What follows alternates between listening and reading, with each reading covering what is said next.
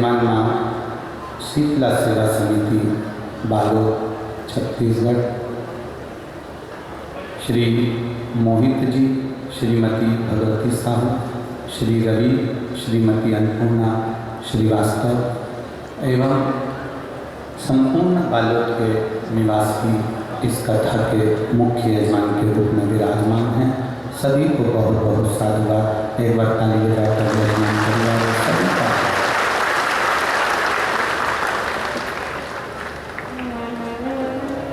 भक्ति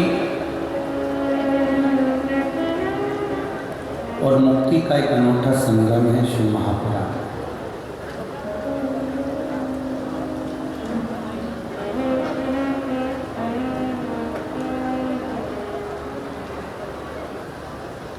मुक्ति पाने के लिए लोग बहुत प्रयास करते हैं कि हम मुक्त हो जाएं, मुक्ति मिल जाए, मोक्ष मिल जाए। पर शिव महापुराण की कथा कहती है कि मुक्ति पाने का प्रयास करने से ज़्यादा जरूरी है भक्ति पाने का प्रयास करना, क्योंकि भक्ति अगर मिल गई तो मुक्ति तो अपने आप प्राप्त हो जाती है। उसको ढूंढना नहीं।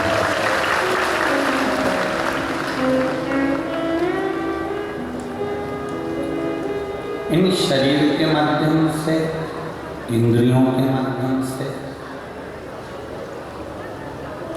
आप और हम भगवान की हृदय भक्ति को जैसे प्राप्त कर सकते हैं वैसे प्राप्त।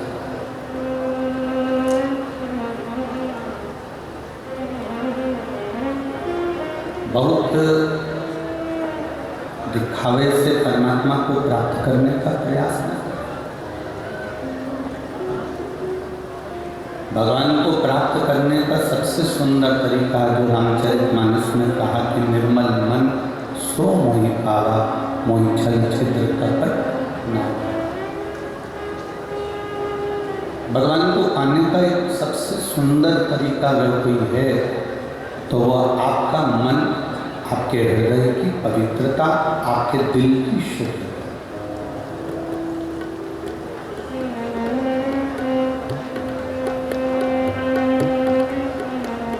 साबुन लगा लेने से या शरीर पर साबुन मल लेने से शरीर का मेल साफ हो सकता है, पर मन का मेल साबुन से कभी साफ नहीं। मन के मेल को साफ करने का एक तरीका है कि हम भगवान की भक्ति में रहें और सत्संग के माध्यम से, भजन के माध्यम से, कीर्तन के माध्यम से अपने मन के मेल को हम समाप्त करें।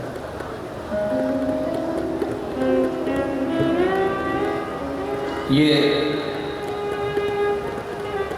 वो कहे मन बड़ा चंचल है, कैसे तेरा भजन करो, जितना इसे समझाऊं तो नाम चलता। आप इसे जितना संवारने का प्रयास करोगे, आप जितना इसको संवारने के लिए लेकर जाओगे, ये मन उतना विचलित होता चला जाएगा।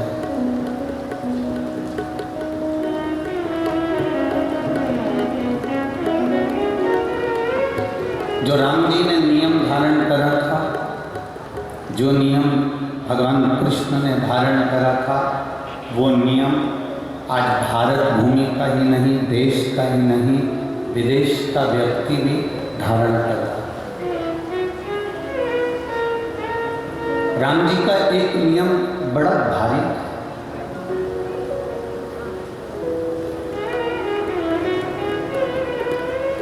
राम जी का एक नियम, कभी कभी आपने रामेश्वर धाम की अगर कथा सुनी हो कि भगवान शंकर का रामेश्वर धाम में भगवान राम जी ने शिव जी की स्थापना करी, शिव जी को प्रतिष्ठित करा। कभी आपने सुना हो, अपन कहते हैं कि समुद्र पार करना था, इसलिए राम जी ने शंकर भगवान की पूजन करी, अर्चना करी। पर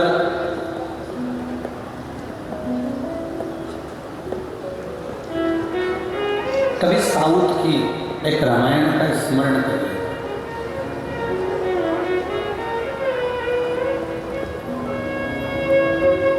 और साउथ की एक रामायण में,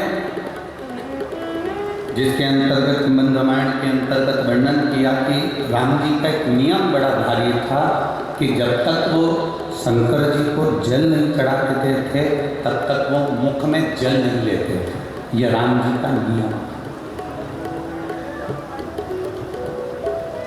शिव जी को जल चढ़ाए बिना मेरे राम जी जल पीते नहीं। शंकर जी को जल चढ़ाए बिना मेरे राघव जी जल पीते नहीं। उनका जो नियम था वो बड़ा भारी।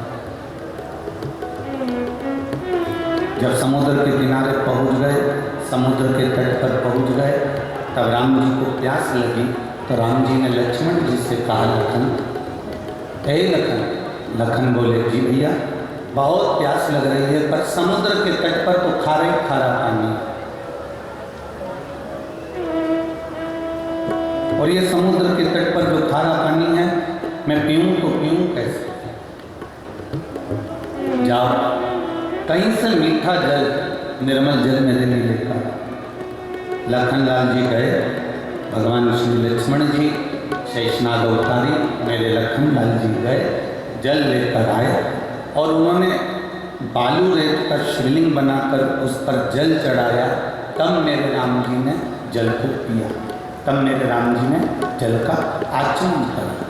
राम जी का एक नियम प्रबल था कि बिना जल चढ़ाए वो जल नहीं पीते थे। भगवान कृष्ण का एक नियम था, बिना जल चढ़ाए वो अपने द्वारका के सिंहासन पर नहीं बैठते थे। राजा विक्रमादित्य का एक नियम था, वो भगवान शंकर को जल चढ़ाए बिना अपने पत्ती से सिंहासन पर नहीं बैठते थे। और राजा भोज का नियम था कि वो भगवान को जल चढ़ाए बिना अपनी सत्ता को ठीक तरह से एक निर्णायक के रूप में, जब तक वो जल ना चढ़ाते थे तब तक निर्णय नहीं दिया करते थे। ऐसा जब तक जल ना चढ़ाया राम जी ने तब तक जल नहीं पिया।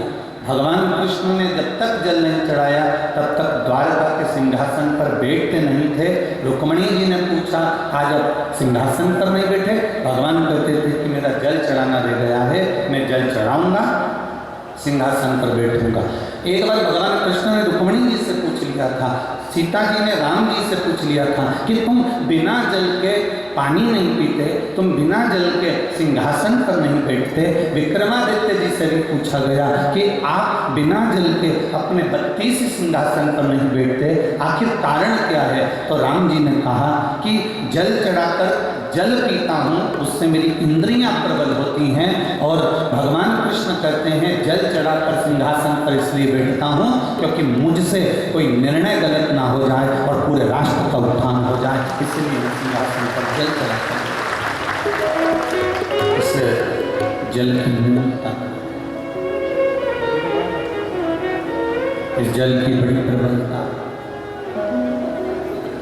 आप अगर रोज भगवान शिव को जल चढ़ाने के लिए जा रहे हैं, भगवान शंकर के मंदिर में पहुंचकर जल समर्पित कर रहे हैं, तो उसमें आपको प्रसन्नता होना चाहिए कि मेरा निर्णय अब मेरे महादेव करते हैं, मेरी बुद्धि अब मेरे महादेव संभालते हैं, मेरा चित्त मेरे महादेव संभालते हैं। विनाश काले विपरीत बुद्धि। अब एक बात ये, एक बार ये कथा पहले कह चुके हैं, तो वहाँ पर किसी ने कृष्ण लिखकर भेज दिया था पत्र पर कि रावण भी तो शंकर भगवान को जल चढ़ाता था, फिर उसकी बुद्धि विपरीत कैसे हो? ये प्रश्न आपके भीतर भी जागृत होना चाहिए। किसी और वाला गुरु जी जब देखो, जब जल की महत्वता करते हैं कि जल राम जी ने चढ़ाया, जल कृष्ण जी ने चढ़ाया, जल विक्रमादित्य जी ने चढ़ाया, राजा भोज ने चढ़ाया, जल सबने चढ़ाया, भगवान नारायण ने चढ़ाया, माँ लक्ष्मी जी ने चढ़ाया, ब्रह्मा जी ने चढ़ाया, माता पार्वती ने जल चढ़ाया। तो ये एक प्रसंग आता है कि रावण भी तो जल चढ़ाता था, उसकी बुद्धि विपरीत कैसे हुई? उसकी बुद्धि कैसे हुई?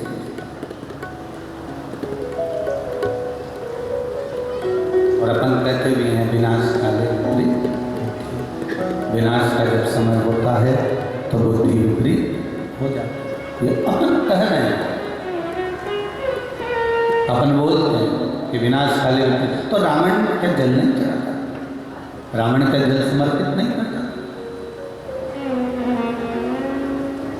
दो तरह का जल चढ़ाना होता है, बहुत ध्यान से सुनना। एक जल चढ़ाना वो होता है जो आप रोज भगवान के मंदिर में जा रहे हो, जल समर्पित कर रहे हो।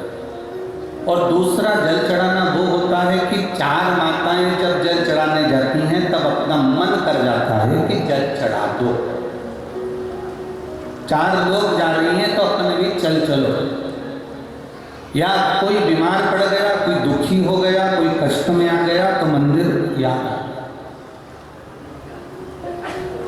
जल चढ़ाना या फिर कुछ कामना हमारे भीतर है तो हमने जल चढ़ा दिया, कामना पूरी हो गई, जल चढ़ाना बंद कर दिया, हमारा कार्य पूरा हो गया और जल चढ़ाना हमने बंद कर दिया। बस रावण इसी सोचता, जब उसको वर चाहिए था, जब उसको बहुत कुछ प्राप्त करना था, जब उसको बहुत कुछ चाहिए था, तब रावण जल चढ़ाने का काम करता था, तब रावण भगवान की आराधना करता था। और जब रावण के पास में बहुत सारी विद्याएं एकत्रित हो गई, जब रावण के पास में बहुत सारा बल एकत्रित हो गया, जब रावण के पास में बहुत सारी विद्याएं एकत्रित हो गई, तब रावण जल चढ़ाना बंद कर देता।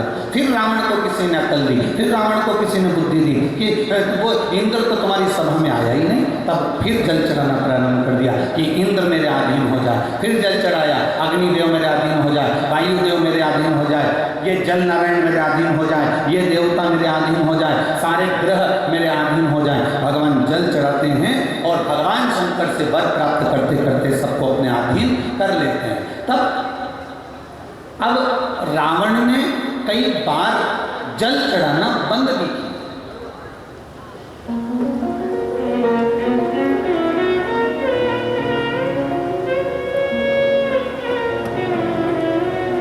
मांगने के लिए हमने भगवान की आराधना कर ली, मांगने के लिए हमने बहुत कुछ आराधना करी, पर उसके बाद जब हमारा कार्य सिद्ध हो गया तो हमने भगवान का द्वार छोड़ दिया।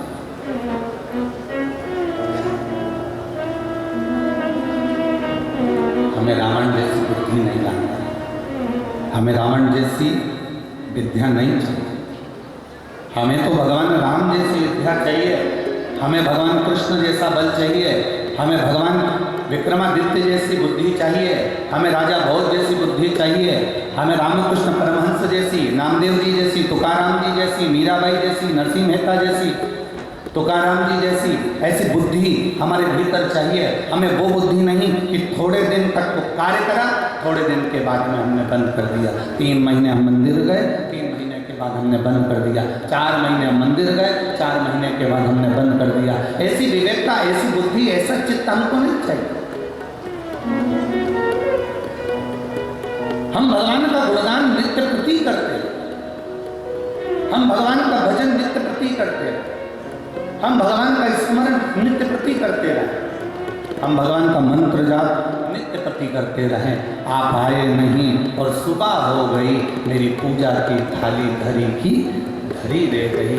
आखिर कारण क्या है, क्यों धरी रह गई? ऐसी कौन सी हमसे गलती हो गई, ऐसा क्या हो गया जिसके कारणवश भगवान हमारे सम्मुख में नहीं था, जिसके कारणवश भगवान हमारे सामने नहीं था?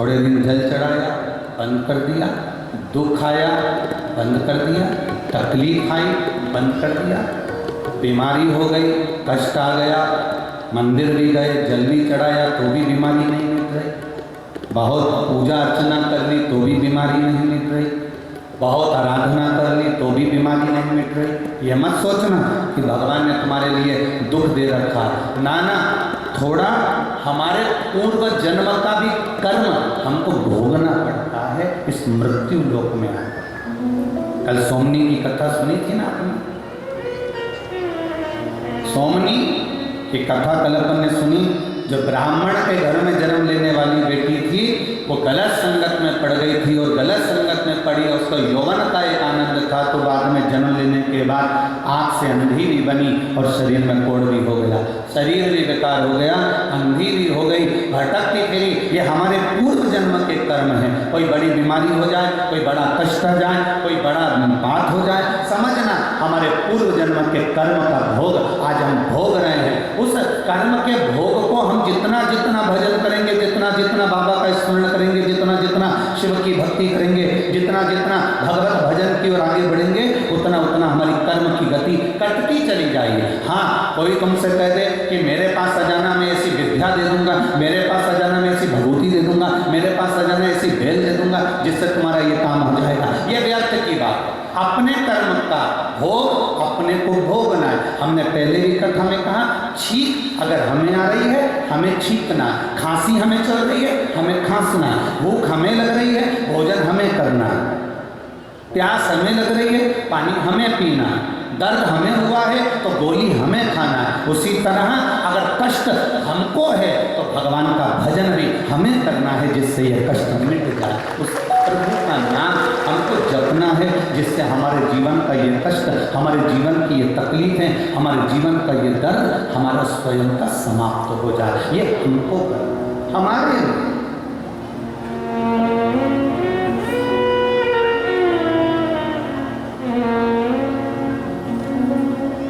राम में और रावण में क्या अंतर था?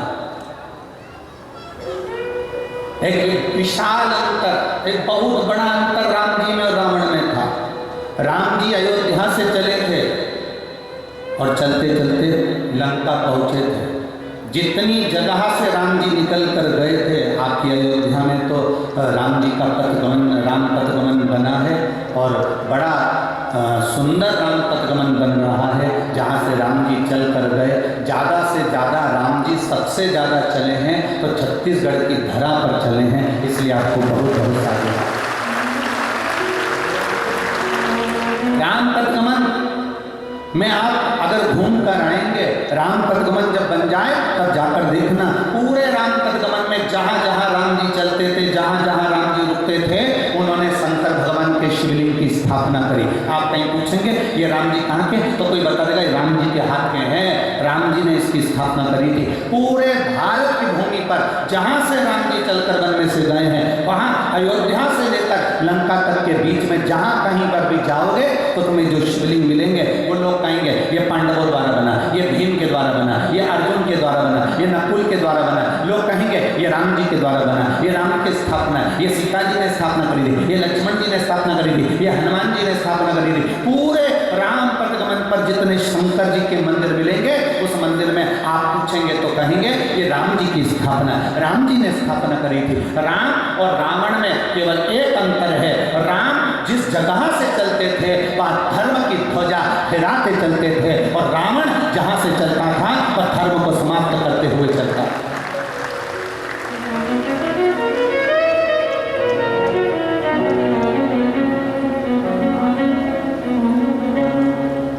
क्या करा राम जी ने? यज्ञ करवाया। राम जी ने क्या करा? यज्ञ अनुष्ठान करवाया। रावण ने क्या करा? कोई यज्ञ कर रहा था तो उसमें रक्त का मटका डाला।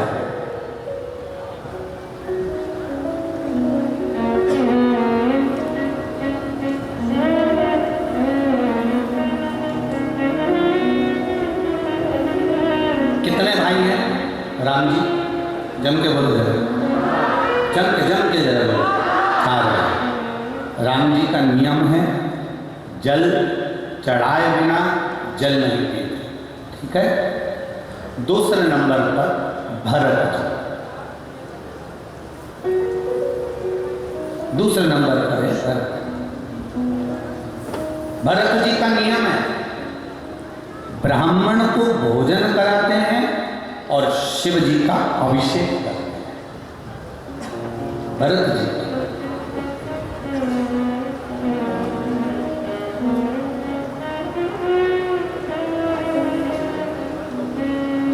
ये भरत जी का नियम।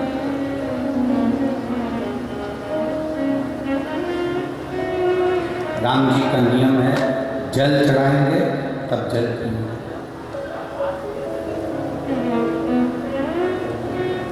और भरत जी का नियम है, ब्राह्मण को भोजन कराना, संत को भोजन कराना, गुरुजन को भोजन कराना, कोई आ गया अतिथि दरवाजे पर उसको भोजन कराना और उसके बाद भगवान शिव की भक्ति में शंकर जी का अभिषेक करना।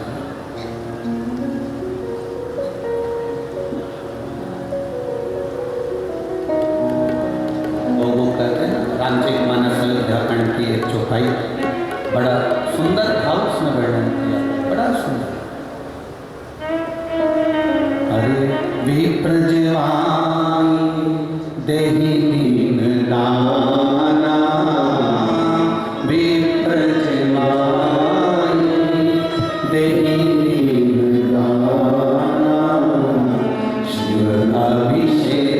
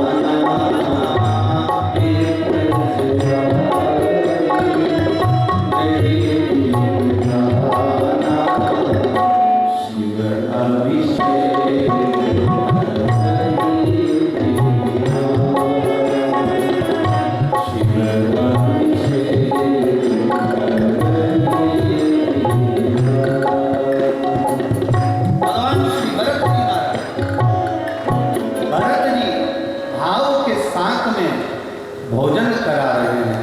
भरत जी भाव के साथ में आनंद से अभिषेक कर रहे हैं। भरत जी भाव के साथ में अभिषेक कर कर फिर संत साधु गुरुजन को भोजन करा रहे हैं। भोजन करा मंगल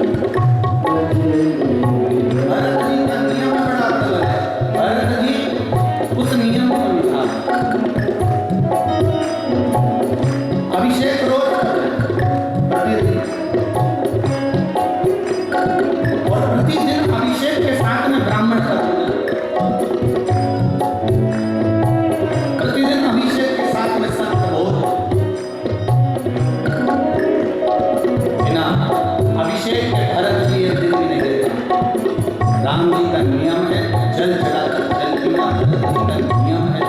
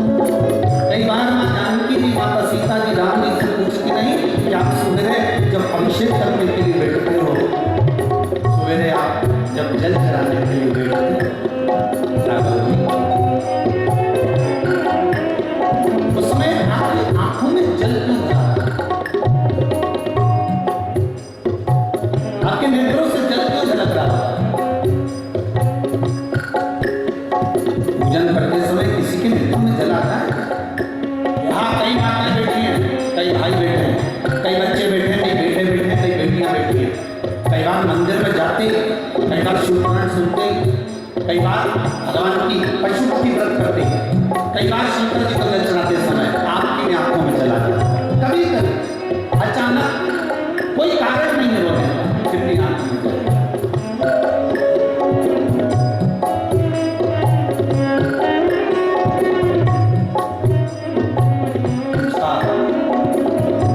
मां जानकी सेवा करते समय, स्मरण करते समय अपनी आंखों में ये जल इसलिए, क्यों? राम जी ने कहा, जानकी जैसे मेरा नियम है, जैसे मेरा नियम है, जल चढ़ाकर जल पीने का, ऐसे मेरे भाई का नियम है, भरत का। अभिषेक करता है, ब्राह्मण भोजन कराता है, संत का भोजन कराता है, जब तक किसी को भोजन ना करा देता तब तक वो कुछ लेता नहीं। मैं जल चढ़ाए बिना जल नहीं पीता, वो अभिषेक के बाद ब्राह्मण संत सदगुरु को भोजन कराए कर भोजन नहीं करता, कंदमूल तक नहीं खाता। तो आप लोग क्यों है? आपकी आंखों में जल क्यों है? आपके नेत्रों में जल क्यों है? कई माताएं पूछती है, कई बार हमारी आंखों में चला जाता है गुरु जी, कई बार हम कथा सुनते सुनते रो लेते हैं गुरु जी, कई बार टीवी पर कथा सुनते सुनते हमारी आंख में आंसू आ जाता है गुरु जी, कभी मंदिर में अभिषेक करते करते आंसू आ जाते हैं, कभी जल चढ़ाते समय आंसू आ जाते हैं, कभी कभी पशुपति व्रत करते हुए आंसू आ जाते हैं गुरु जी। कारण क्या है? उसका एक कारण है, जरूर आपके पूर्वज, आपके पितर आपको, आपके कुल देवता, आपके पितर, आपके पूर्वज, आपके गए हुए जीव आपको याद करते हैं और कहते हैं मेरे घर की बहू जल देकर हमको तार रही है, इसलिए ये कृपा अपने आप, ये अपने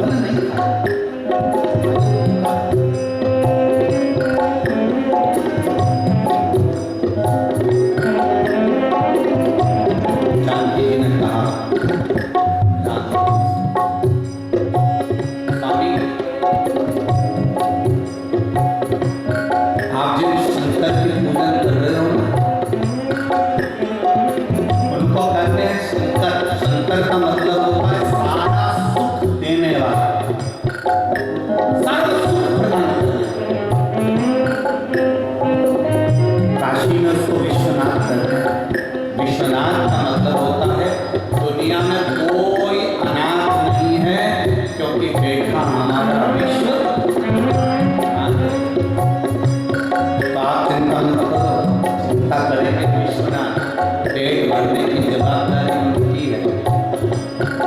क्यों टेंशन लेना, छोड़ो ना। थोड़ी देर बाद राम जी मुस्कुराते हुए दिखते हैं। क्यों? अब भरत ने अभिषेक कर एक संत को भोजन करा दिया। अब क्या ये नियम है, ये साधारण नियम नहीं। आप भी एक नियम लेकर बैठो कि मैं जल चढ़ाने रोज जाऊंगा। एक नियम लेकर बैठो कि एक चावल का दाना देवर महादेव को जरूर चढ़ाऊंगा। एक नियम बना लो कि मैं एक बेलपत्र अगर नहीं होगी तो मंदिर से उठाकर मंदिर में ही चढ़ा। एक नियम बना लो कि मैं रोज शंकर जी के मंदिर में झाड़ू लगाऊंगा। एक नियम बनाती हूँ मैं शंकर जी के मंदिर में सफाई करूंगी। एक नियम बनाती हूँ मंदिर में ज्यादा दिए रखे होंगे उनको उठाकर एक कोने में जाकर रखूंगी। एक नियम बनाती हूँ कि मंदिर में कहीं जाला लग रहा होगा तो उस मंदिर के जालों को समाप्त कर दूंगी, तो मेरी जिंदगी का जंजाल भी समाप्त हो जाएगा। एक नियम जो भरत जी ने बना दिया।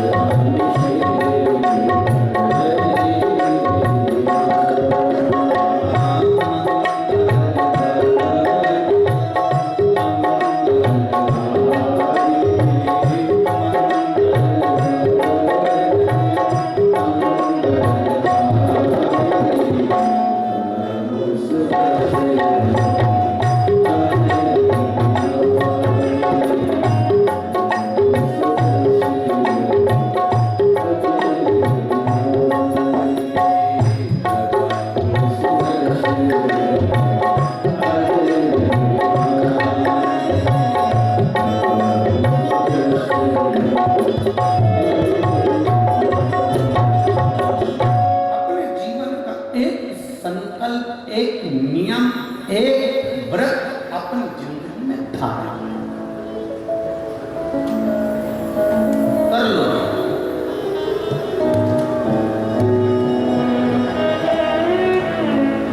राम जी जैसे नियम धारण कर धर्म की ध्वजा आगे फहराने का एक नियम। एक आपके क्षेत्र के अंतर्गत ये बालोद जिला है ना, बालोद जिला के अंतर्गत आसपास का जो क्षेत्र है, इन क्षेत्रों में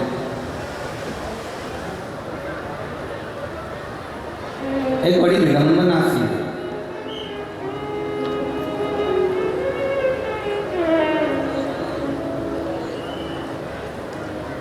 राम जैसे लोग थोड़े कम हो गए और रावण जैसे लोग बढ़ गए। क्या करा उन्होंने? गणेश जी की पूजन क्यों कर रहे? देवी जी की पूजन क्यों कर रहे? शिव जी की पूजन क्यों कर रहे? क्या होगा इससे? क्या मिलेगा इससे? भगवान गणेश जी की पूजन कर कर क्या करोगे? देवी जी की पूजन कर कर क्या करोगे? आने वाले समय में ये तुमसे कहेंगे तुम्हारे बाप को भोजन देकर भी क्या करोगे? आने वाले समय में बड़ी विडंबना रहेगी।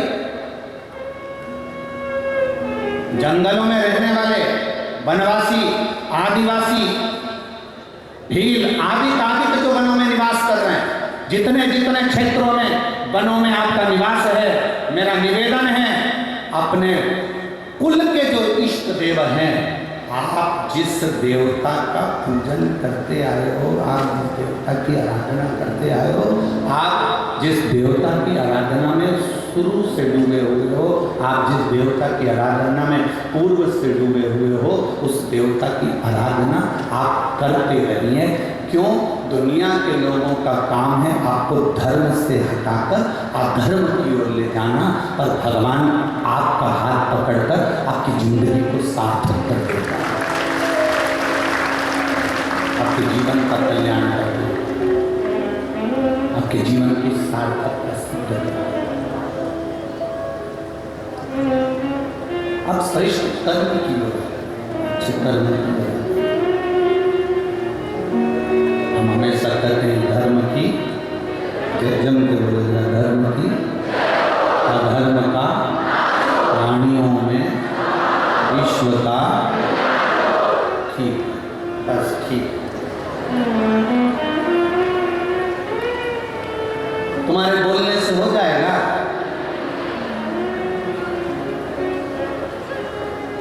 फिर करना क्या पड़ेगा? फिर से बोल लो, धर्म की अधर्म का प्राणियों में विश्व का।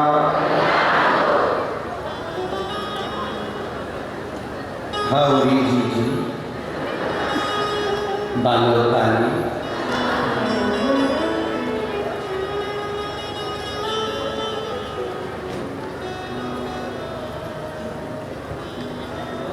अपन तो तोड़ा, सुर्रा, पुत्री और करधन पेनो और आग लगना।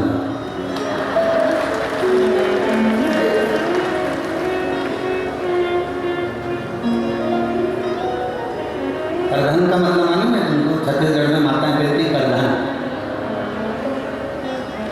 अरे जम के तो बोले जरा, छत्तीसगढ़ की माताएं छत्तीसगढ़ में करधन कहती है, कमर में।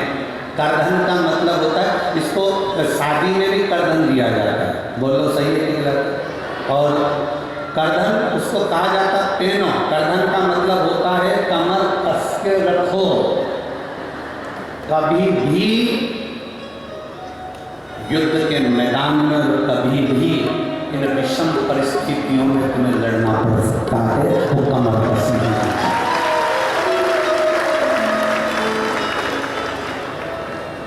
एक होता है तोड़ा, मोटा तोड़ा नहीं है? तोड़ा कहाँ पहनते हो? जम के बोलो जरा, पाँव के अंदर तोड़ा, ऐसा मोटा सा, बड़े आनंद के साथ में वो मोटा एक कड़ी जैसा होता है तोड़ा, जो छत्तीसगढ़ की माताएं अपने पाँव में पहनती है। उसका मतलब ये होता है, तोड़ा एक बार अगर पहन लिया तो मरते तक पाँव में पड़ा रहता है, वो टूटता ही नहीं है। माता पायल बदलने पर तोड़ा नहीं बदलाता, एकदम मजबूत होता है। और जिस समय उसको जरूरत पड़ जाए कि हाँ कोई विधर्मी मेरी ओर देख रहा है, तो वही तोड़े से उसका मुंडा तोड़ देती है। सहज है।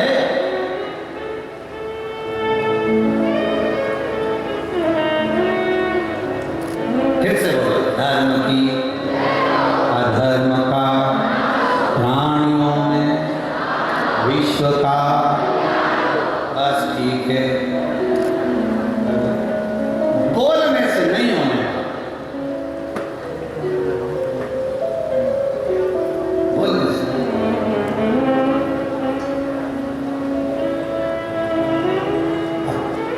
थोड़ा सा करके दिखाना है, थोड़ा सा करके दिखाना है।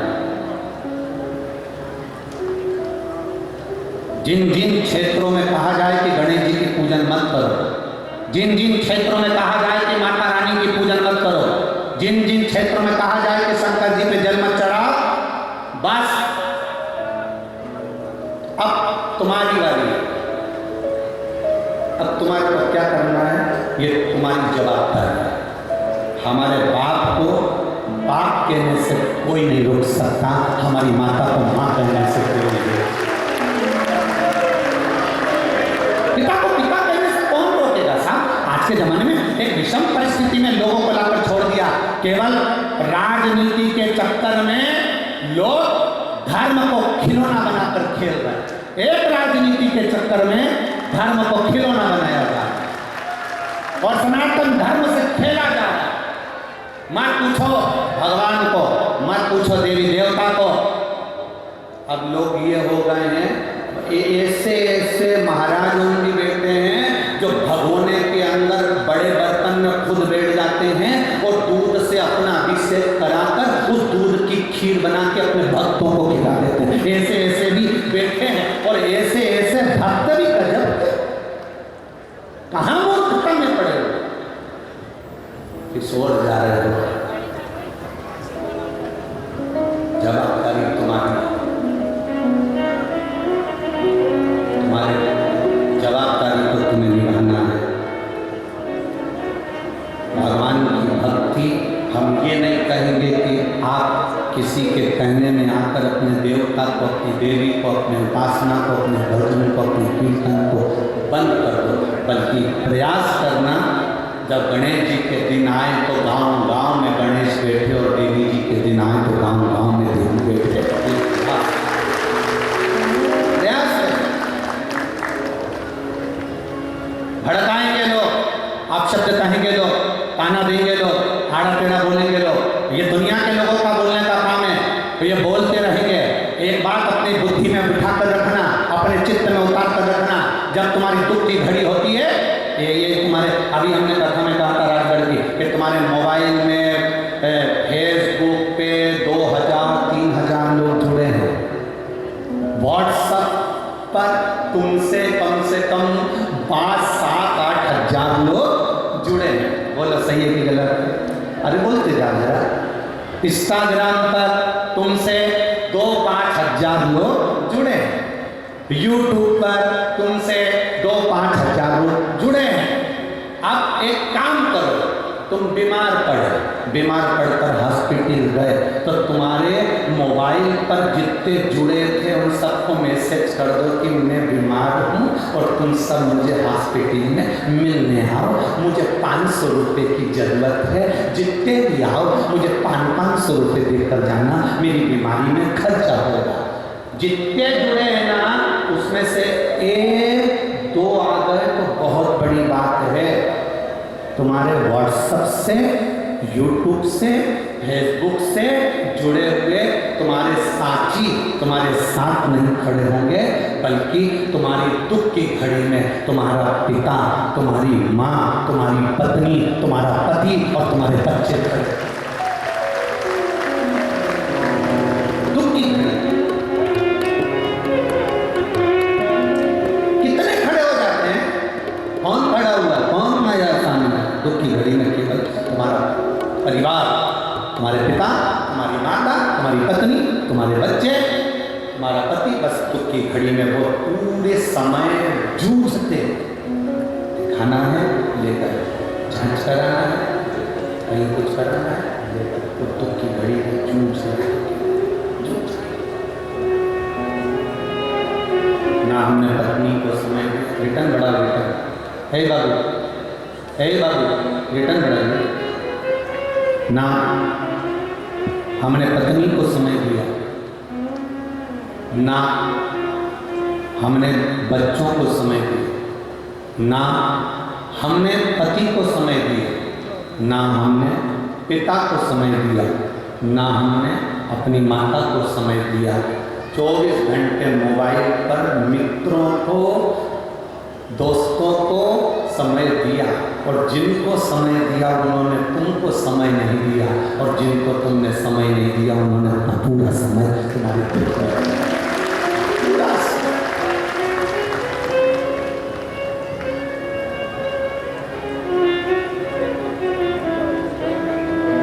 जब कोई नहीं आता मेरा बाबा आता है, मेरे दुख की बड़ा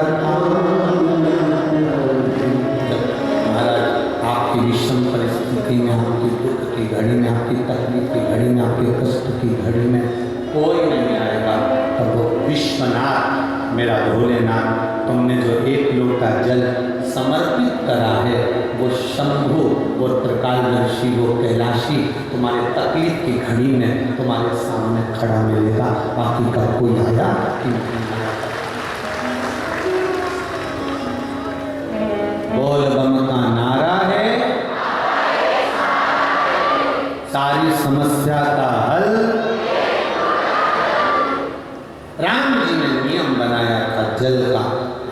कृष्ण ने नियम बनाया था जल का, विक्रमादित्य जी ने नियम बनाया था जल का, राजा भोज जी ने नियम बनाया था जल का। जल चढ़ाने में जो नियम है वो नियम है।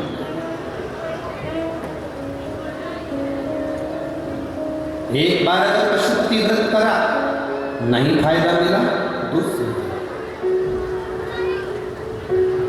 एक नियम बड़ा पक्का होना चाहिए,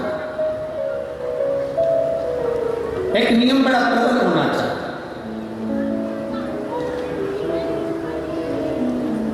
दो असुर हुए, दो राक्षस हुए, दो असुर हुए और बड़े प्रबल असुर थे, बड़े प्रबल। उसमें से एक का नाम था बतापी और दूसरे का नाम था इलवल। उसको लोग अतापी भी कहते थे। एक बतापी था, एक अतापी था। अतापी का नाम इलवल, बड़े प्रबल।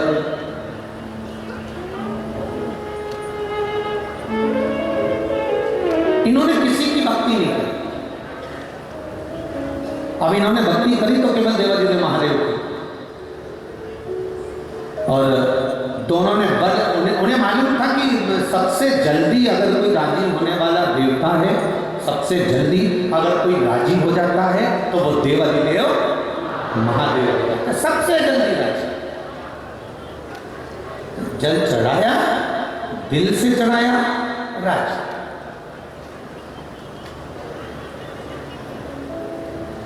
शिव मंदिर के सामने से निकलकर चले गए, मंदिर के अंदर भी नहीं गए, दिल से शिखर का दर्शन कर लिया और हाथ जोड़कर कह दिया, बाबा इस कार्य के लिए जा रही हूं, आप संभाल लेना बाबा, तेरे भरोसे हो बाबा, बस तू संभाल।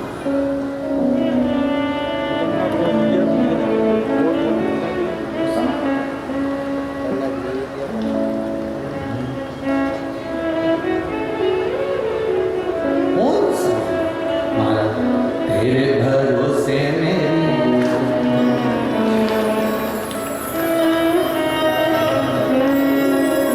तेरे भरोसे मेरी गाड़ी, तू जाने तेरा काम तेरे भरोसे मेरी गाड़ी, तू जाने तेरा काम तेरे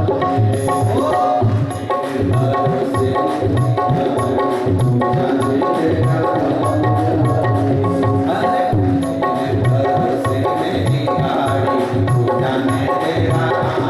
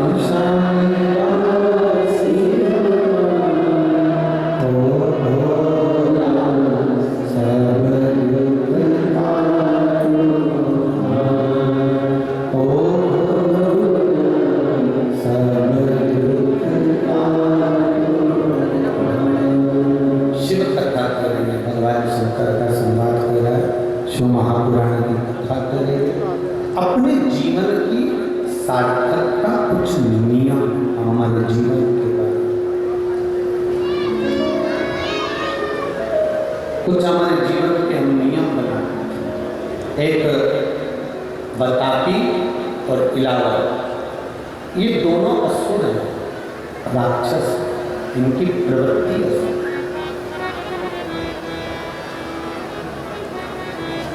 बहुत सारे वर इनके पास में थे, बहुत सारे वरदान इनके पास में थे। इन्होंने शिव जी की भक्ति की,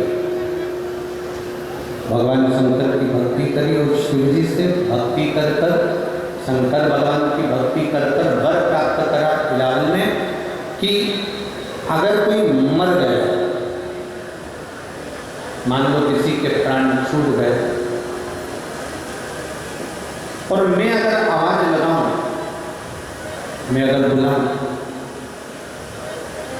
वो मरा हुआ व्यक्ति जिंदा दौड़कर मेरे पास में आना।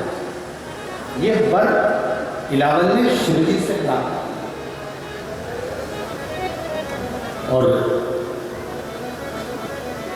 बताती ने वर मांगा भगवान भोलेनाथ जी से कि मुझे वर दो कि मैं कोई भी रूप रख लूं, किसी भी रूप में चले जाऊं और वापिस फिर अपने असली रूप में आ जाऊं। ये वर देवादिदेव महादेव ने दिया। अभी आपको कहा था कि राम जी में और रावण में बहुत बड़ा अंतर है। राम जी यज्ञ करवाते हैं, अनुष्ठान करवाते हैं, पुण्य धर्म की ध्वजा को लेकर चलते हैं, और रावण का काम है कि जहां यज्ञ हो रहा है वहां पर रक्त का घड़ा भरकर उसमें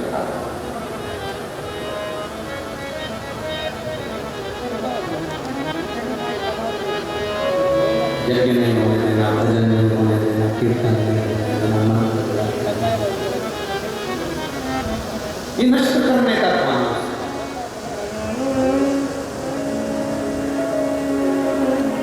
ये समाप्त करने का कार्य है।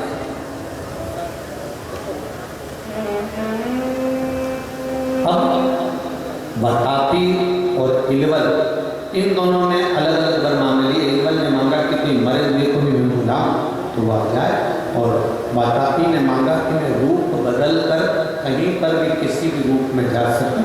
शिव जी ने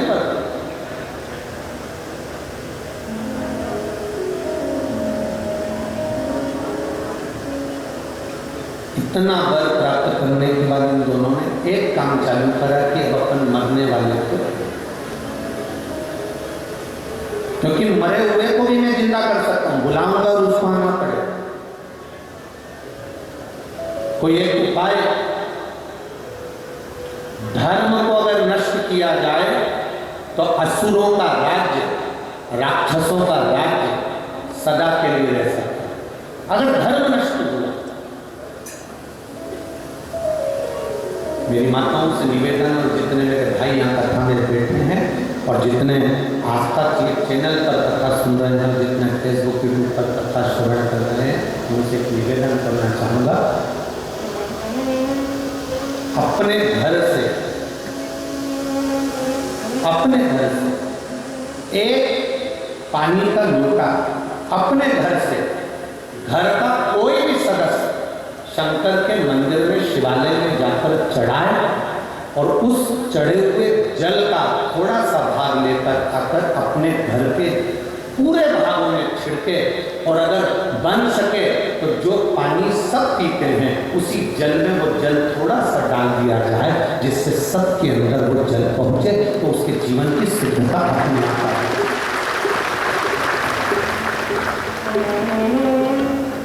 अपने जीवन की सिद्धता अपने आप आ जाए।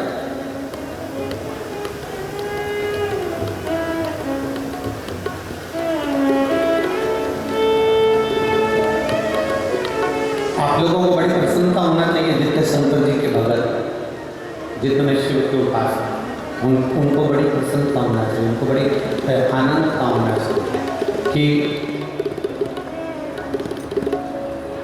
चंद्रयान 3 चंद्रमा की दक्षिण सतह पर जहां उतरा था,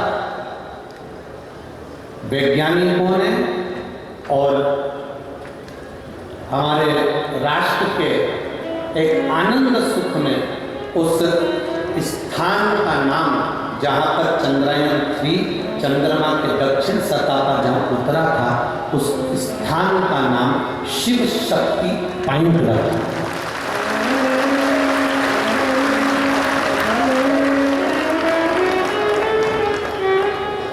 उस स्थान का नाम शिव शक्ति पॉइंट है।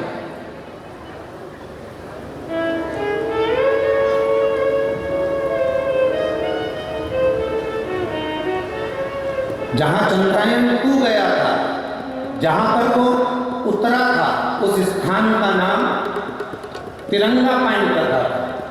परंतु चंद्रयान 3 जहां उतरा तो वैज्ञानिकों ने जो कहा कि हमारे वेद और हमारे शास्त्र, हमारे शिव तत्व को जानने वाला, शंकर की भक्ति क्या होती है, शिव के माध्यम से, वेदों से जो विज्ञान ने प्राप्त करा, उस विज्ञान ने जो वेदों से प्राप्त करा, वो प्राप्त करा हुआ पहला गया, चंद्रयान 2 नहीं पहुंचा, चंद्रयान 1 नहीं पहुंचा, और चंद्रयान 3 बिल्कुल चंद्रमा की सतह पर पहुंचने का कारण कि कहीं शिव की कृपा, शंकर की भक्ति, हमारे वेद, हमारे शास्त्र, हमारे पुराणे, ये हमारे वेद कोई सहज नहीं है, हमारे पुराणे, हमारे शास्त्र कोई सहज नहीं।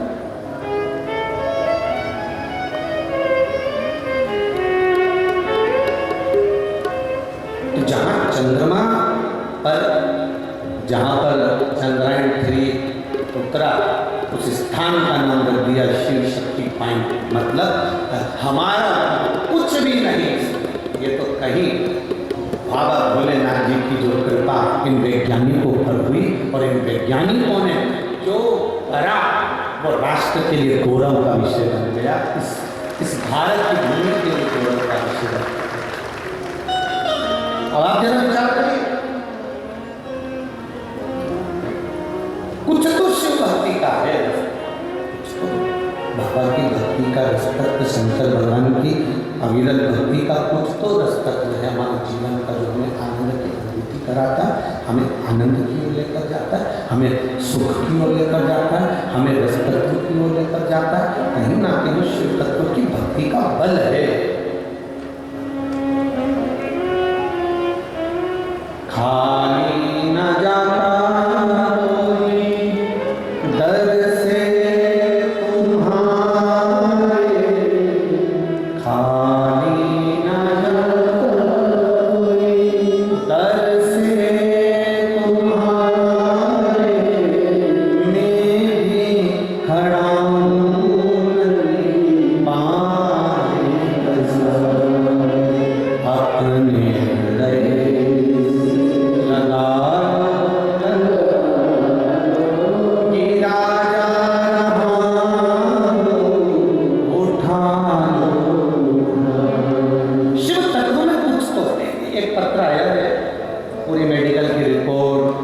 एक्सरे, फाइल सब लगाई है उन्होंने, पूरी जांचें सब लगा कर भेजी।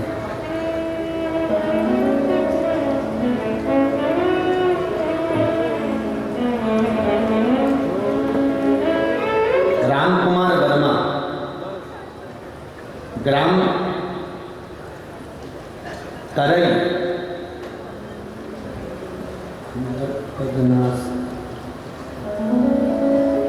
पोस्ट बदनास लिखा है, जिला बेमेतरा,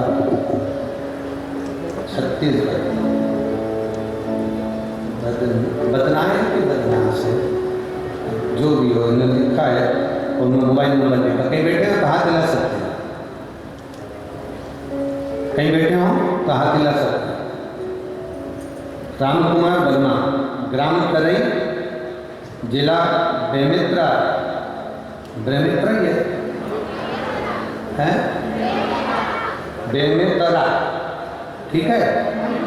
और तुम समझ रहे ना, बस ठीक है, बाकी तो सब समझ जाएंगे। जिला बेमेतरा, छत्तीसगढ़। कहीं बैठे हो तो हाथ हिला सकते हैं, जहाँ कहीं भी बैठे हो अपना हाथ हिला सकते। उन्होंने पत्र में लिखा है, गुरुदेव मेरी सारी मेडिकल की जांचें लगा रहा हूँ। 2019 में मेरी तबीयत खराब हो गई, भारी बीमारी डॉक्टरों द्वारा बताई गई। करता क्या, सब जांचें आपके उस फाइल में लगाई गई है। परिवार वाले भी टेंशन में, रोग ठीक होने का नाम नहीं ले रहा, करे तो करेगा। तब हिम्मत करी, किसी ने कहा टीवी पर कथा आती है, आप सुना करो। हमने कथा सुनना चालू करी तो हमने, आप कहते हो शिव की कथा रोग से भी मुक्ति देती है और मन से भी भाव को शुद्ध कर देती है। हमने नियम बना लिया, जब तक मैं ठीक नहीं होऊंगा तब तक कथा नहीं छोड़ूंगा। बस गुरुदेव, हम कथा सुनने के लिए भाटा पारा भी गए, अब जरा ध्यान दें, बीमारी ठीक नहीं हुई। रायपुर भी गए, गुड़हारी गए, कोकड़ी बालोद गए, बलौदा बाजार गए, भिलाई, महाराष्ट्र की अकोला, तिल्दा नेवरा, प्रयागराज, सीहोर, उज्जैन, ओमकारेश्वर, सब दूर हम बाबा की प्रार्थना किए और जहाँ जहाँ आपकी कथा हुई उस कथा में भी हम गए। और आखिरी में हम बाबा से कहे थे, जब तक हम कथा नहीं छोड़ेंगे, जब तक आप हमारी बीमारी ठीक नहीं कर दोगे। बाबा की ऐसी कृपा हुई गुरुदेव, अब हम बिल्कुल ठीक हैं। इसलिए बाबा को हम नमन कर आज अपने पूरे परिवार के साथ यहाँ कथा श्रवण करने के लिए आए। ये शिव तत्व, बीमारी बड़ी थी इसलिए हम वर्णन नहीं कर सकते। ये पूरी फाइल हम लगा कर भेजे, जिसमें सारी जांचें, सारी रिपोर्टें, सारे एक्सरे, सारी फाइलें हम लगा। ये शिव तत्व और घड़ी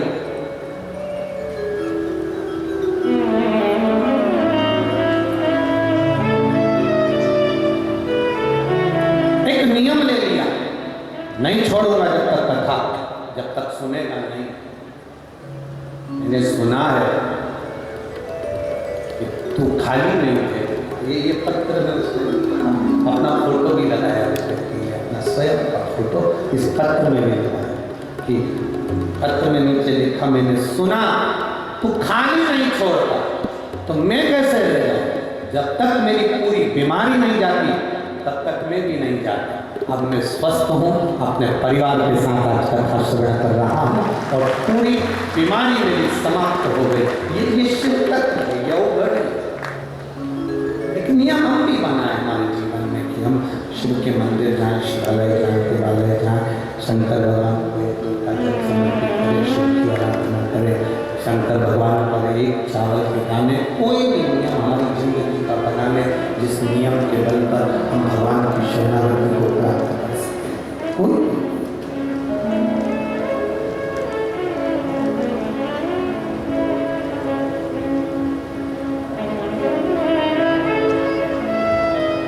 अब वर मिलने के बाद राक्षसों ने अपना उपद्रव मचाया। अपना उपद्रव। जो उपद्रव मचाना प्रारंभ किया, सबसे पहले इन्होंने यज्ञ अनुष्ठान करने वाले संत ब्राह्मणों को नष्ट करने का विचार करा क्या? अपने भाई बतापी को इलावल अपने भाई बतापी को बकरा बना देता था, क्योंकि उसने मांगा था कि मैं रूप रख सकता हूं, और बकरा बनाकर उसको काटकर उसके मांस को बनाता था और भोजन में बनाकर ब्राह्मण संतों को बुलाकर कहता था कि हमारे यहाँ भोजन करने जाओ। उनको नहीं मालूम था कि ये बकरे का मांस उस भोजन में मिला देता है और बकरे का मांस मिलाकर उनको भोजन करा देता है।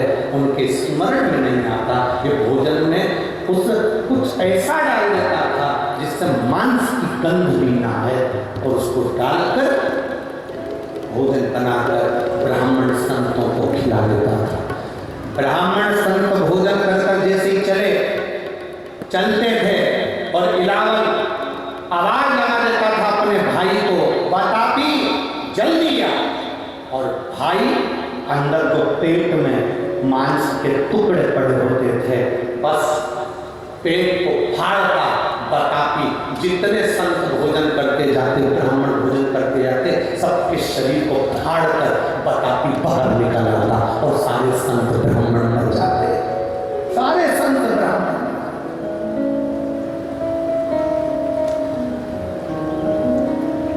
एक नियम बना लिया, ये बकरा बनता, भोजन बनता, उस भोजन के माध्यम से सबको भोजन माध्यम से खिलाकर सबके शरीर को फाड़, आवाज आता, हाहाकार मच गया। सब देवता शिव जी के पास में गए।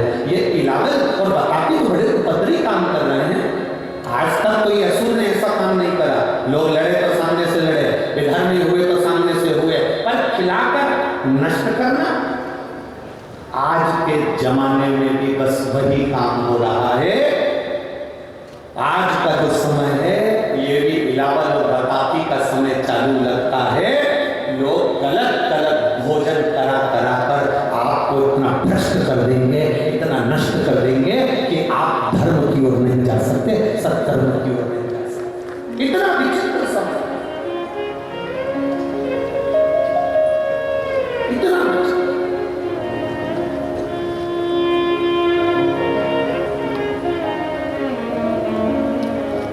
कहां गलत संगतियों में हम पड़ रहे हैं,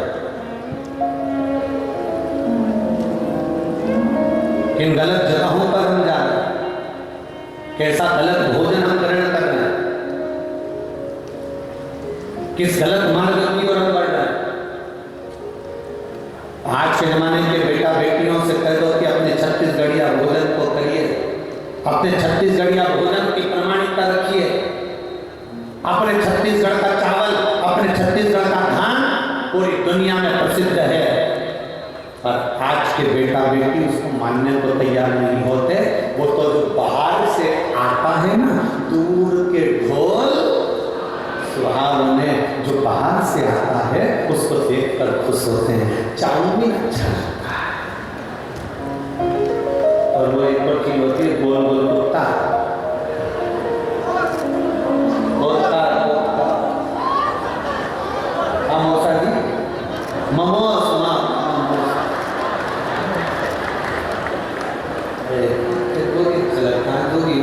मौसा जी समझ लो तुम तो कहा।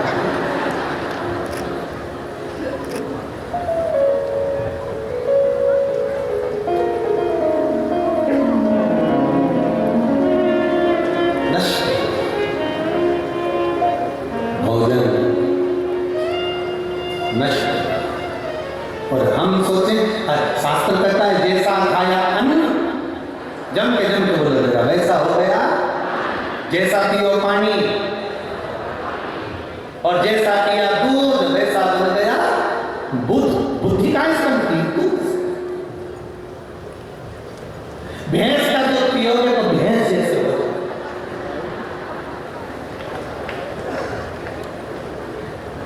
तुम्हारे घर में तुम्हारी क्यों नहीं सुन रहे? समझ, घर में जो दूध आ रहा वो भैंस, कारण भैंस के आगे कितनी भी बीन बजा सुन।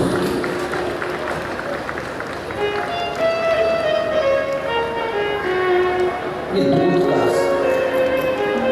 तुम्हारे छोरा छोरी, तुम्हारे बेटा बेटी तुम्हारी नहीं सुन रहा है, समझ जा।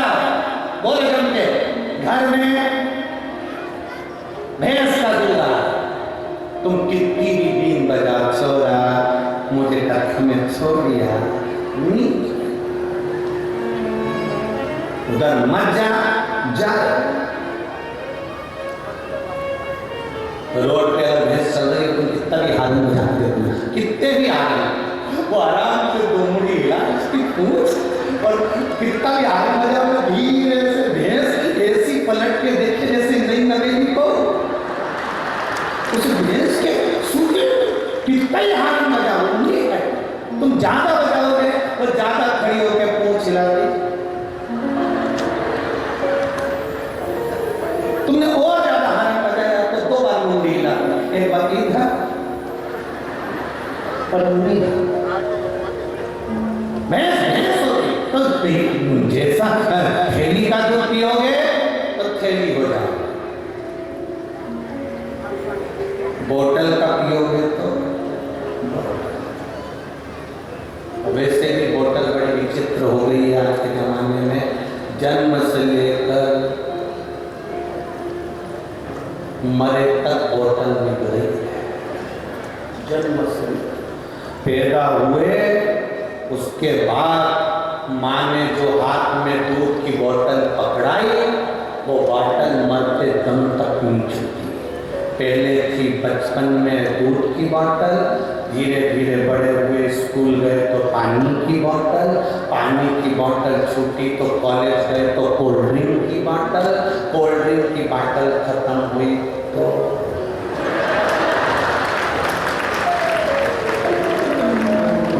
और जब वो बोतल पूरे तुमको निकल गई तब आखिरी में ग्लूकोज की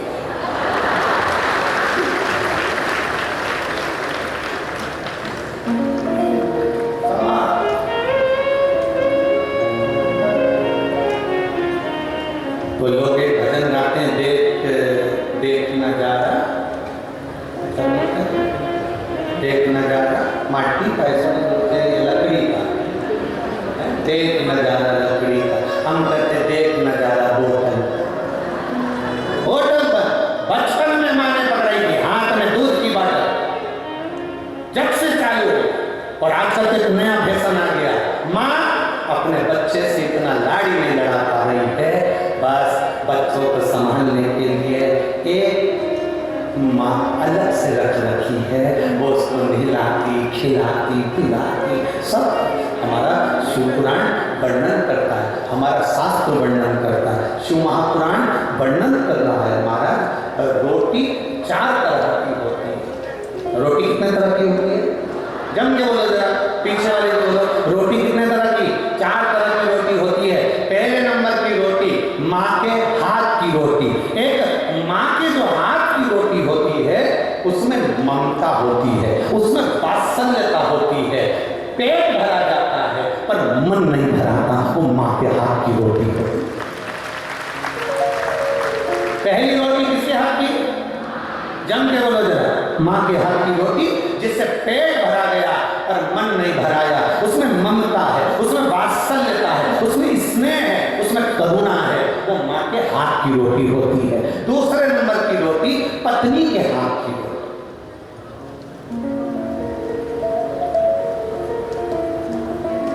जिसमें समर्पण होता है, जिसमें अपनापन होता है, समर्पण है, अपनापन है, बस वो रोटी पेट भी भरती है, मन भी भरती है। कि दूसरे नंबर की रोटी पत्नी के हाथ की होती है, जो दिल से बनाकर तुम्हें दिल से खिलाती है, वो पत्नी के हाथ। तीसरे नंबर पर बहू और बेटी के हाथ की रोटी, जब तक बेटी की शादी ना हो, बेटी के हाथ की रोटी, घर में बहू आ गई, बहू के हाथ की रोटी, ये तीसरे नंबर की रोटी है, ये कर्तव्य की रोटी होती है। हमें अपने कर्तव्य पर चलना सिखाती है, हमें अपने विचारों को एक बदलने की तरीका सिखाती है। बहू और बेटी के हाथ की रोटी ये तीसरे नंबर की रोटी है, जो हमारा पेट भी भरती है, मन भी भरती है। ये तीसरे नंबर की रोटी, पहले नंबर की माँ के हाथ की, दूसरे नंबर की पत्नी के हाथ की, तीसरे नंबर की बेटी और बहू के हाथ की, और चौथे नंबर की रोटी वो काम वाली, वो नौकरानी और जो बनाने वाली आती हैं उनके हाथ की रोटी। ना तो वो मन भरती है, ना स्वाद भरती है, ना वो पेट भरती है। भगवान से प्रार्थना करना, अगर ये 3 रोटी के बाद तुम्हारी चौथे नंबर की रोटी का नंबर आ जाए और तुम्हें दूसरे के हाथ की रोटी खाना पड़ रही हो, घर के लोग अगर रोटी देना बंद कर दें तो किसी गुरु के दरवाजे पर जाकर वहां की रोटी खाना, और किसी चौथे नंबर की रोटी बनाकर रख दी, खाओ तो खाओ, पड़ी है, स्वाद है नहीं है मालूम नहीं, पेट भरा ना भरा मालूम नहीं, बनाया टिफिन रख दूंगी, टिफिन बनाकर दे दूंगी, टिफिन रख जाऊंगी, बनाकर चली जाऊंगी, मेरे को दूसरे के घर जाना है, बनाने जाना है, उसका मन नहीं है रोटी बनाने का, तो भी वो रोटी बना रही है। केवल तुम्हारे पैसे के चक्कर में जो 2000, 5000, 10,000 महीना मिलना है, उसके लिए वो रोटी बनाने आ रही। अपने घर के बच्चों को छोड़कर, परिवार को छोड़कर, चित्तों को छोड़कर, अपने विचारों को छोड़कर, एक विचारों से भोजन का एक सुख बढ़ता है, एक विचारों से एक भोजन का आनंद पड़ता है। एक राजा अपने सिंहासन पर पहले बैठता था, बड़ा खुश होता था, सब न्याय अच्छे से करता था। आज राजा 15-20 दिन निकले, 15 दिन से राजा चिड़चिड़ कर रहा है, गुस्सा कर रहा है, क्रोध कर रहा है, अपशब्द बोल रहा है, ताने दे रहा है, गालियां दे रहा है, आड़ा टेढ़ा बोल रहा है। राजा अपशब्द सिंहासन पर बैठकर बोल रहा है। राजा ने अपने मंत्री को बुलाया, समझ में नहीं आ रहा, जरा मेरे को कोई ज्योतिष के पास ले चलो, किसी विद्वान ब्राह्मण के पास ले चलो, कोई ज्योतिष आचार्य के पास ले चलो, मुझे इतना चिड़चिड़ क्यों हो रहा, मैं इतना गुस्सा क्यों कर रहा हूँ, अपने सिंहासन पर बैठकर मैं गालियां क्यों दे रहा हूँ, अपशब्द क्यों कह रहा हूँ, समझ में नहीं आ रहा, मुझे चिड़चिड़ापन क्यों आ रहा है। मंत्री ने कहा कहीं जाने की जरूरत नहीं है, आप भोजन कर रहे, घर पे अच्छे से खाना खा रहे, हाँ सारा काम अच्छा कर रहा है, हाँ फिर चिड़चिड़ापन क्यों आ रहा है। राजा ने रानी से पूछा, मंत्री ने रानी से पूछा, महारानी जी आपसे प्रश्न करना है। महारानी ने कहा क्या बात है, बोलिए। महारानी जी आपसे पूछना चाहता हूँ, आप भोजन बना रही हैं। रानी ने कहा नहीं, मुझे टाइम नहीं मिलता, इसलिए मैंने भोजन बनाने के लिए दासी को रख लिया। दासी को रख लिया, हाँ दासी भोजन बना रही है, हाँ राजा भोजन दासी के हाथ का कर रहा है, हाँ। बस दासी से मंत्री ने जाकर मुलाकात करी, दासी से पूछा, दासी सही बता क्या दुख है तेरे जिंदगी में। दासी कहती है राजा का घर इतना भरा पड़ा हुआ है, करोड़ों की दौलत राजा के पास में है, पर यह खोड़ला राजा 1 रुपया दान नहीं करता। इतना भरा पड़ा मकान है, इतना सारा गाड़ी बंगला है, पर 1 रुपया यह खोड़ला राजा मुझे दान नहीं करता। मैं दिन भर रोती रहती हूँ, मेरे घर में तकलीफ है, मकान में पानी टपक रहा है, दीवार टपक रही है, दीवार गिर रही है, बच्चे भूख से बिलख रहे हैं, और ये खोड़ला राजा 1 रुपया का दान नहीं करता। अंदर से मुझे बहुत दुख है, तकलीफ है, इसलिए मैं क्रोध में कुड़-कुड़ के रोटी बनाती हूँ। बस मंत्री ने सुना, राजा से कहा, महाराज भोजन जो बना रही है उसके दिल में प्रेम से भोजन नहीं बन पा रहा, इसलिए तुम्हें क्रोध आ रहा है। भोजन बनाने वाली अगर दिल से बना कर दे तो घर भी स्वर्ग बन जाता है, नहीं तो घर नरक बन जाता है। भोजन बनाने वाली अगर सही से भोजन बनाए, अब तुमने जो दासी लगा रखी, नौकरानी लगा रखी, सेविका लगा रखी, भोजन बनाने वाली लगा रखी, 4-4 घर में बहुएं, 5-5 परिवार है, अपने हाथ और पांव काम करना भी बंद कर दें। जब तक शरीर चले तब तक रसोई घर में किसी को घुसने मत दो, अपने रसोई घर में दिल से भोजन बनाकर खिलाओ। आप अन्नपूर्णा हो, आप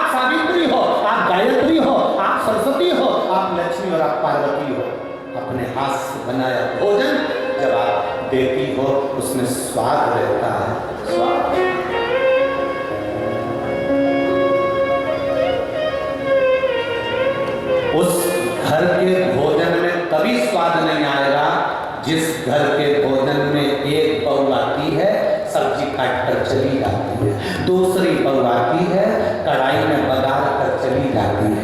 तीसरी बहू आती है, गैस बंद करके चली जाती है। चौथी बहू आती है, आटा उसन के चली जाती है। पांचवी बहू आती है, पति के लिए रोटी सेक के चली जाती है। उसकी घर की रोटी में कभी स्वाद नहीं आ सकता, क्योंकि उसमें एक बहू सोचती मैं काय को इतना करूं, दूसरी बहू सोचती मैं काय को इतना करूं, तीसरी बहू सोचती है मैं काय को इतना करूं, चौथी बहू सोचती है मैं काय को इतना करूं। तो पति जो भोजन करते हैं, घर में 4 लोग हैं, देवर जेठ परिवार सास ससुर जो घर में लोग हैं, उनको भोजन नहीं भाता है।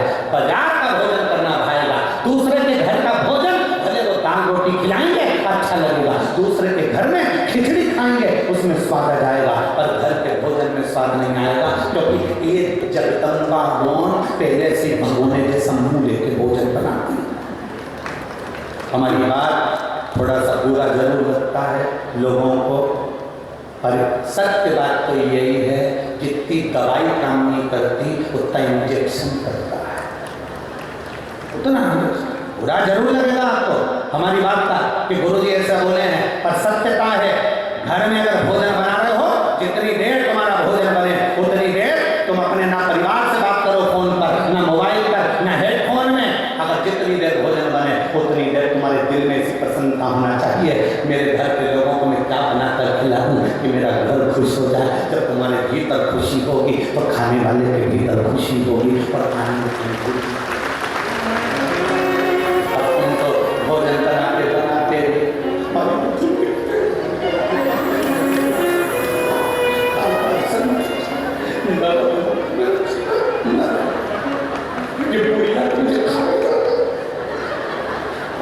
भोजन बना रही, रोटी बन गई, जिस आटे को उसन रही थी वो आटा भी कह रहा कारी हो चंद्रखंडा, काहे मेरा दम निकाल आटा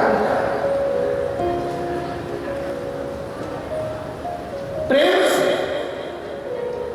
चलो प्रैक्टिकल करना, घर में पूरी सब्जी बनाकर खाना, घर में चावल दाल बनाकर खाना, और इस कथा के पंडाल के बाहर अगर कोई पूरी सब्जी भंडारे की मिल रही हो, कोई चावल दाल यहाँ बाहर भंडारे का मिल रहा, भंडारे की पूरी सब्जी, भंडारे का भोजन, भंडारे की कद्दू की सब्जी, काशी फल की सब्जी और इतनी मोटी मोटी पूरी जब तुम अन्नकूट की और भंडारे की खाते हो, उसमें नमक भी नहीं होता तो भी स्वाद आता है, क्योंकि भगवान के लिए प्रेम से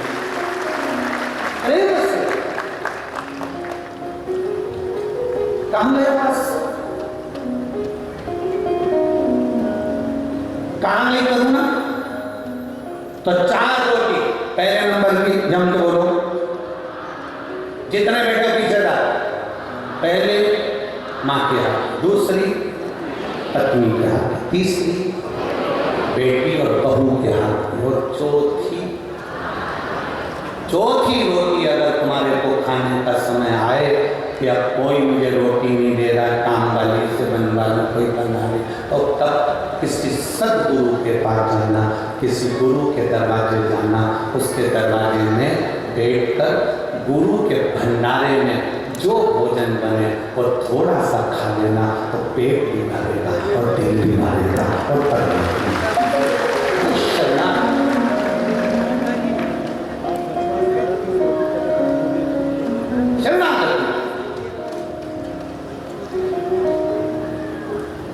भोजन ऐसा करिए कि हमारा भजन का बल,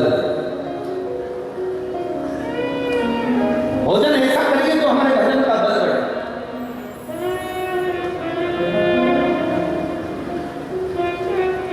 कई लोग कहते हैं गुरुजी बिना प्याज लहसुन का भोजन तो हमको भाता ही नहीं है। कभी भंडारे का भोजन करिए, उसमें कौन सा प्याज लहसुन डाला, कभी वो तो हमारे यहाँ हमारे जो ब्राह्मण जन है वो भोजन बनाते सो तो इतना सारा नहीं बनाते, नहीं तो कभी आपको केवल साधारण सी वो जी जिनके हम लोग रुके हुए हैं, श्रीमती भगवती साहू और पूर्णा श्रीवास्तव जी, इनको मालूम होगा, ये लोग भोजन सेवा में बाहर रहे, तो जो हमारे रसोई घर में जो भोजन बनता है वो भोजन की थोड़ी सी प्रसादी इनके भी आनंद में आती होगी, हिस्से में आती कि नहीं आती? भगवती साहू जी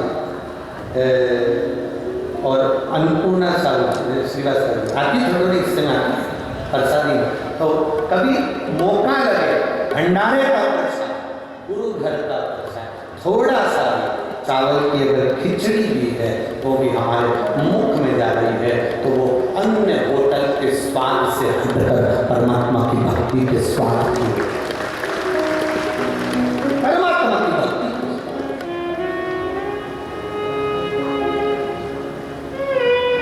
उसमें स्वाद की पूर्णता होगी। अब इलावल ने विचार करा, करें क्या, देवता सब घबरा गए, भगवान शिव जी के पास में गए और भगवान देवादिदेव महादेव से जाकर प्रार्थना करी और निवेदन करा, बाबा ये मरेंगे कैसे, ये बताती और इलावल जो आड़ा टेढ़ा भोजन करा रहे, गलत भोजन कराते और भोजन कराकर लोगों को नष्ट करना।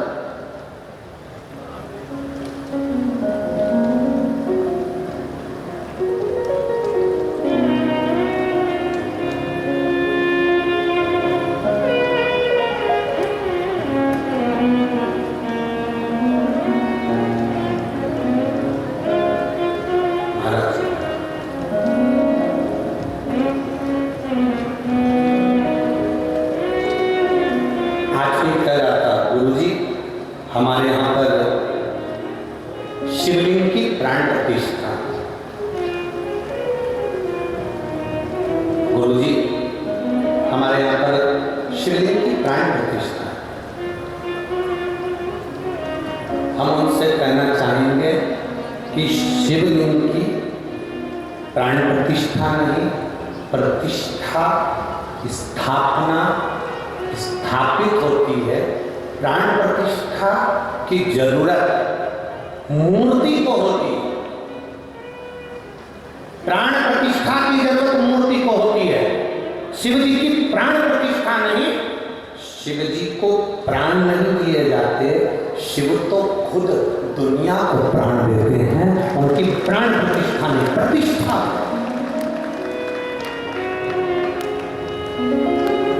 ब्राह्मण आएंगे, यज्ञ करेंगे, पूजन करेंगे, सारे अधिवास करेंगे और उसकी प्रतिष्ठा करेंगे। दूसरी कोई मूर्ति हो, कोई दूसरी मूर्ति हो, उसमें प्राण दिए जाते हैं, उसकी प्राण प्रतिष्ठा होती है।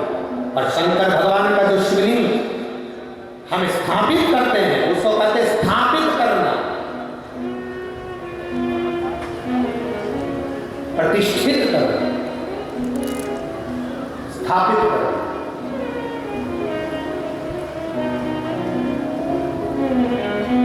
जो दुनिया को प्राण देने वाला हो, जो दुनिया को प्राण प्रदान कर रहा हो, उससे प्राण नहीं दिया जाता, उसकी प्रतिष्ठा होती है। ध्यान दें,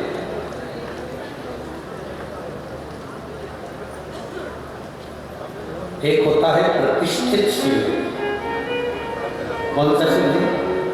जम के बोले जरा, प्रतिष्ठित। आपके घर के आसपास में कोई मंदिर है? बोलो बोलो जम के है। अपने घर के आसपास में जो मंदिर है, अपने घर के आसपास में जो ब्राह्मणों द्वारा, संतों द्वारा, साधुओं द्वारा, गुरुओं द्वारा, सन्यासियों द्वारा, तपस्वियों द्वारा, साधकों द्वारा, सती द्वारा, सावित्री द्वारा, किसी ब्राह्मण विद्वान द्वारा जिस मंदिर के अंदर स्थान पर जो शिवलिंग रखा जाता है उसको प्रतिष्ठित शिवलिंग का प्रतिष्ठा, वो प्रतिष्ठित है, स्थापित है।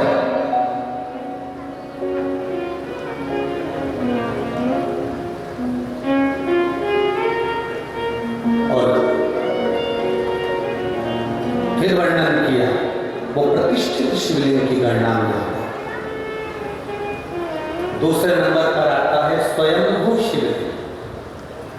दूसरे नंबर पर कौन सा है? जम के बोलो जरा सा। स्वयंभू शिवलिंग।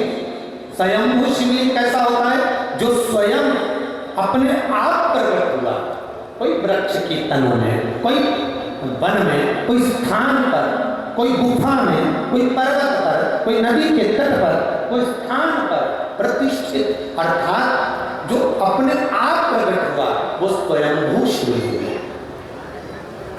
तीसरे नंबर पर आता है, तीसरे नंबर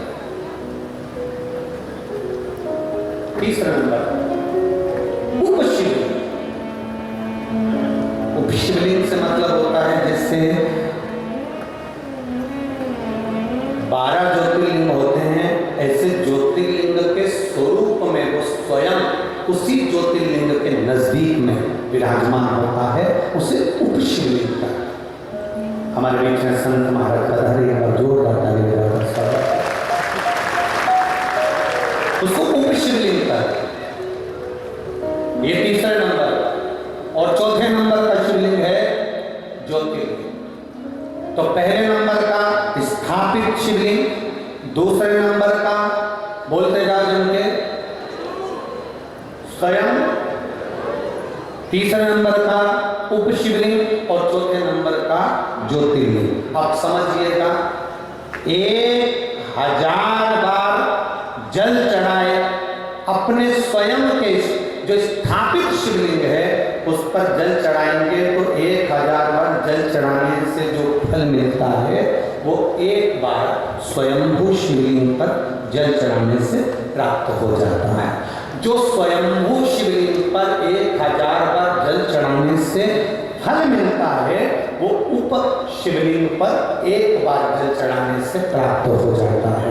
जो उप शिवलिंग पर 1000 बार जल चढ़ाने से फल मिलता है वो 12 ज्योतिर्लिंग में से एक ज्योतिर्लिंग पर जल चढ़ाने से प्राप्त हो जाता है।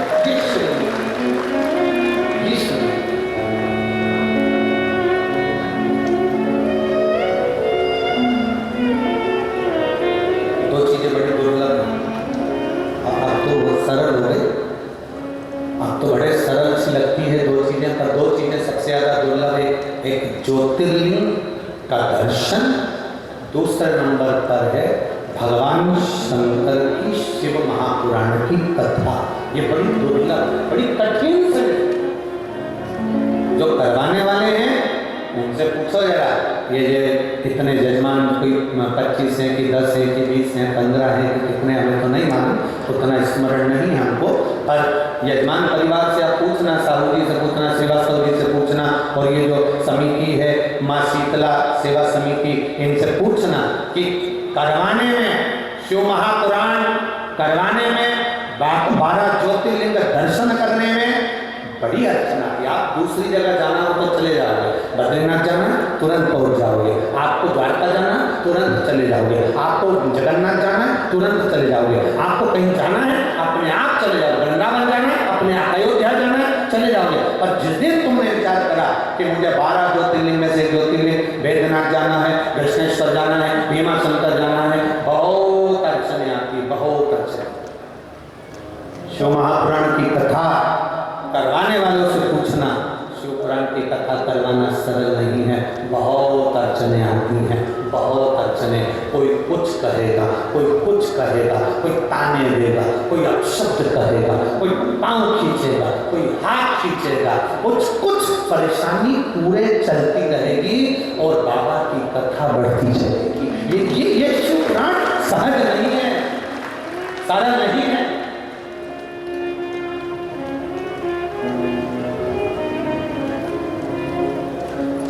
ये इसीलिए सहज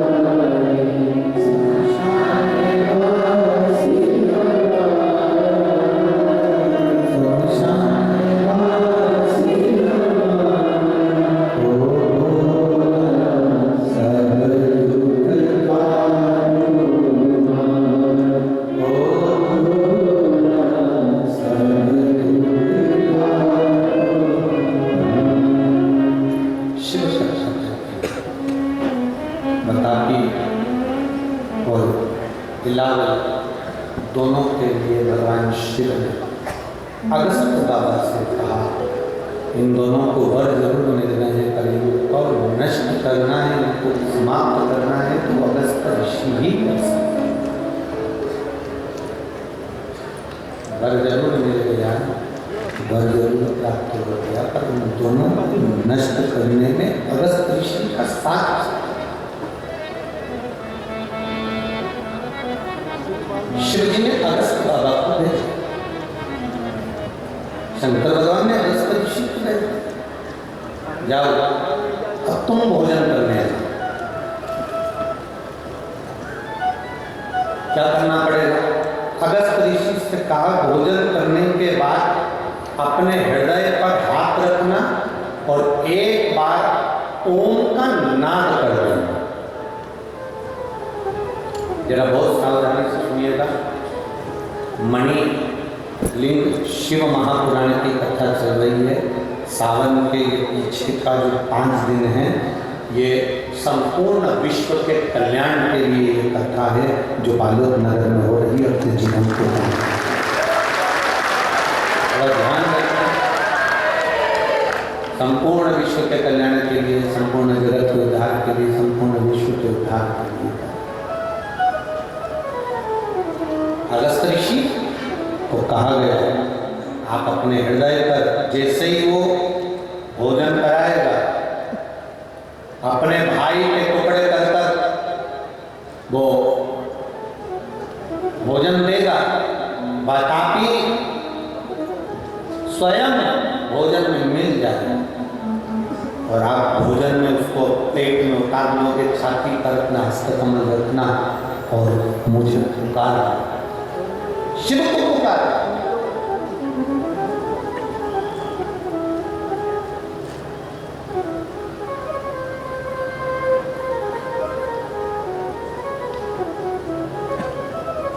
एक नियम बना लो, जिनके उदर से जुड़ी परेशानियां, जिनको पेट से जुड़ी जितनी प्रॉब्लम हो, भोजन ना पचता हो, एसिडिटी होती हो या भोजन में जो भी तकलीफ हो, बस एक नियम बना, एक नियम आपके भीतर होना चाहिए प्रतिदिन का एक नियम कि भोजन करने के बाद अपने हृदय को हाथ रखना है और हमें शिव का नाम पुकारना है। चाहे तो ओम नाद कर लो, ओम का उच्चारण भी अगर आप लंबा स्वर में कर रहे हो तो भोजन जो तुमने किया है वो पचेगा और तुम्हारे शरीर में कष्ट नहीं होगा, वो भोजन पचेगा। अगस्त ऋषि से कहा देवादिदेव महादेव ने, तुम जाओ और जब वो तुमको भोजन दे तुम पा लेना। अब ये बिलावल आवाज लगाता है अपने भाई को, भाई जिंदा होकर शरीर को फाड़ के निकल जाता है। अब जब तुम मेरा नाम लोगे, शिव का नाम लोगे, शंकर का नाम लोगे और मेरा नाम लेकर जब पुकारोगे तो फिर ये मैं उसको स्वयं शिव कहते हैं कि उसको पाचन क्रिया के माध्यम में उसकी चिंता। अगस्त ऋषि भोजन के लिए, अगस्त ऋषि के भोजन के लिए उन्होंने भोजन जब करा, कर जाने लगे, इलावल ने आवाज लगाई, बात आपकी, जैसे आवाज लगी अपने भाई, जैसे आवाज अंदर बतापी जाने के लिए तैयार। अगस्त ऋषि ने हाथ रखा अपने हृदय पर और पुकार लिया, हर हर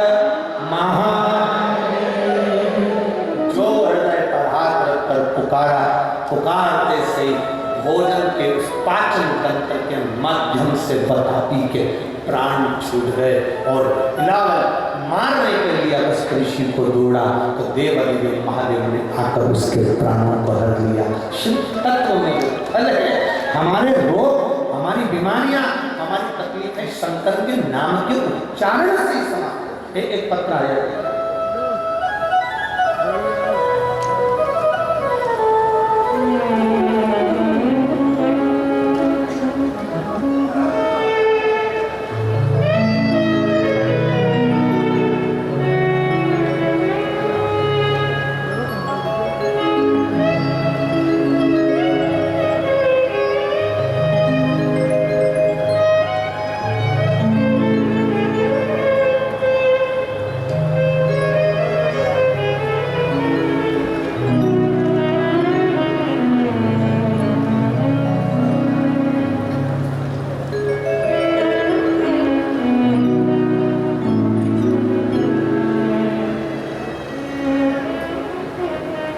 जानकी साहू पति कुलेश्वर साहू, गरिया बंद थाना फिंगेश्वर, ग्राम बसेरा की निवासी हूँ। मोबाइल नंबर मेरा है, कहीं बैठी हो तो हाथ हिला सकते, अगर कहीं बैठी हो तो अपना हाथ हिला सकते। ज्ञान नहीं देती। मैं क्या वर्णन करूँ गुरुदेव? किल्ला नेवरा में कथा सुनी और मेरी बहन की सरकारी नौकरी नहीं लग रही थी।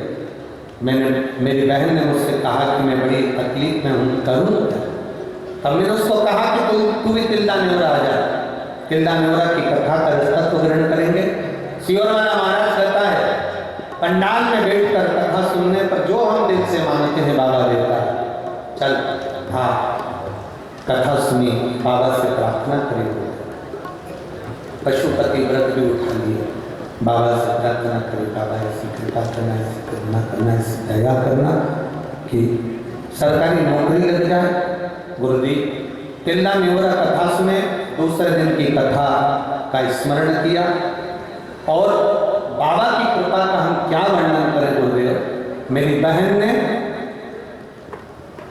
शिक्षक पद के 2 के पद के लिए उसने वर्ग 2 में अप्लाई किया था, जिसका कोई रिजल्ट नहीं आया था। बाबा का हम क्या गुणगान करें गुरुदेव, जिसका रिजल्ट नहीं आया था, जिसकी सुनवाई चल रही थी पर रिजल्ट नहीं आ रहा था, पर बाबा ने ऐसी करुणा कर दी। किल्ला नेवरा की कथा सुनकर हम जब आए और बाबा का नाम का स्मरण करते रहे, तब गुरुदेव बाबा की कृपा से 12 अगस्त को बाबा की करुणा से बाबा ने ऐसी कृपा कर दी कि वर्ग 2 में शिक्षक के पद पर मेरी बहन की नौकरी लगवा दी। मैं बाबा को प्रणाम करूं। ये शिव तत्व और घड़ी एक पत्रों बड़ा सुंदर किसी बेटी ने। मैं चिंकी शर्मा, पुत्री श्री अशोक शर्मा, राजभवन भोपाल मध्य प्रदेश से। कहीं बैठी हो तो हाथ हिला सकती हैं।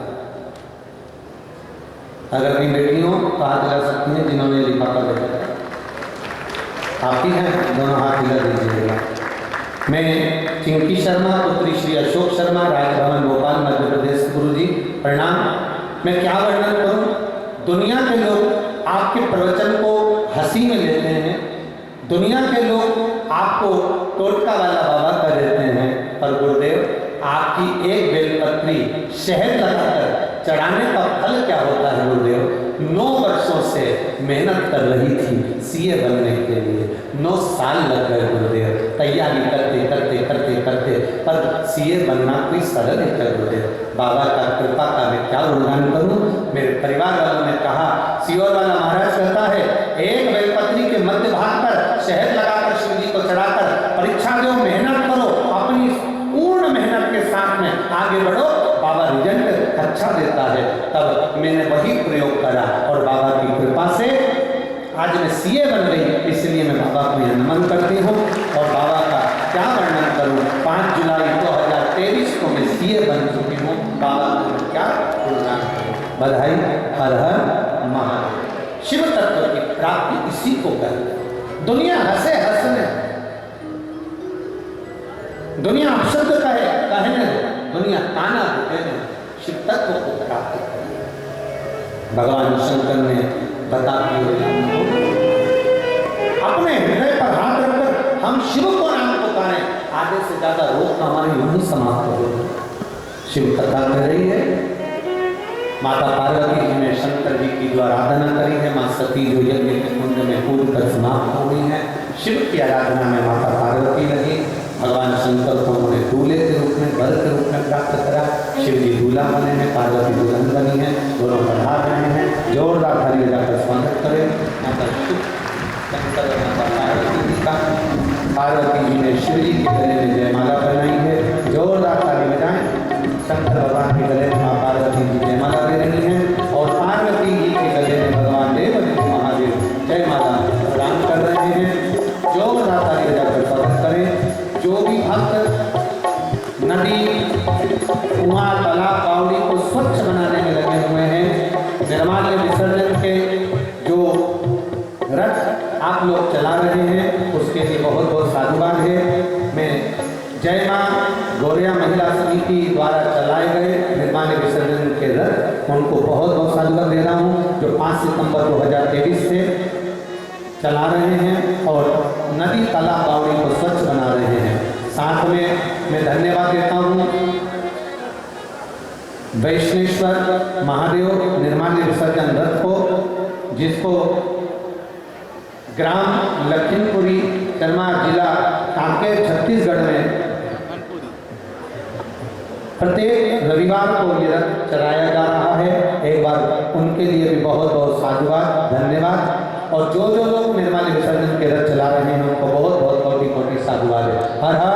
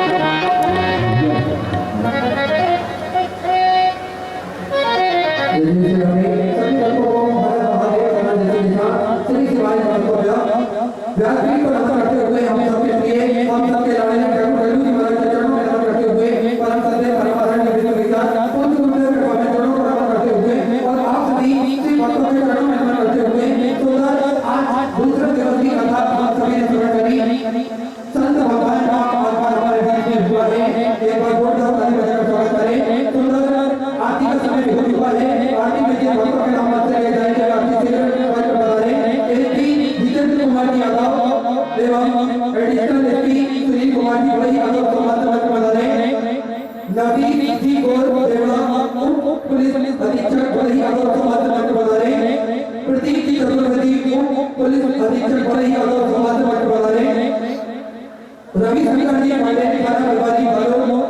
छत्तीसगढ़ से बड़ी